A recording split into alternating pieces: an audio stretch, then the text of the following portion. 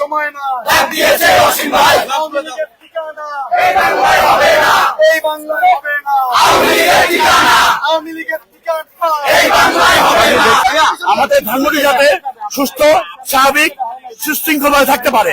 আপনারা জানেন 15 আগস্টকে ঘিরে আওয়ামী লীগ যাতে কোনো চক্রান্ত করতে না পারে, আওয়ামী লীগ সন্ত্রাসী চক্রান্ত করতে না পারে, দেশ বিরোধী ষড়যন্ত্র করতে না পারে, সেই জন্য আমাদের ধানমন্ডি আমাদের দেখে রাখতে হবে। একজন সচেতন নাগরিক হিসেবে আমরা যারা বিএনপির কর্মী আছি, আমরা মনে করি আমরা সবাই সচেতন এবং আমাদের নেতা অসীম ভাইয়ের নির্দেশ যাতে কোনো প্রকার মব এই ধানমন্ডিতে কেউ তৈরি করতে না পারে, কোন সন্ত্রাস যাতে ধানমন্ডিতে অবস্থান করতে না পারে, সেই জন্য আমরা আছি যাতে একটা ধানমন্ডিবাসী নিরাপদ সুন্দরভাবে থাকতে পারে। এই জন্য আমরা দেখছিলাম যে আপনাদের নেতাগুলো অনেকে মব সৃষ্টি করেছে, এই বিষয়টাকে কি আমাদের নেতা মব সৃষ্টি কোনো প্রশ্নের সুযোগই নেই।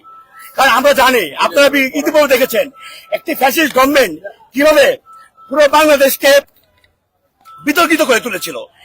এজন্য ওই গভর্নমেন্ট কিন্তু বিদায় হয়েছে। আমরা একটা মব তৈরি করবো, প্রশ্নই আসে না। এখানে আসলে কি বার্তা দিতে চান? আমি একটা কথা বলতে চাই, জাতিগত স্বার্থে, জাতিগত আমরা কি অতীতে কি দেখেছি, মানুষের অতীত থেকে শিক্ষা নেওয়া উচিত।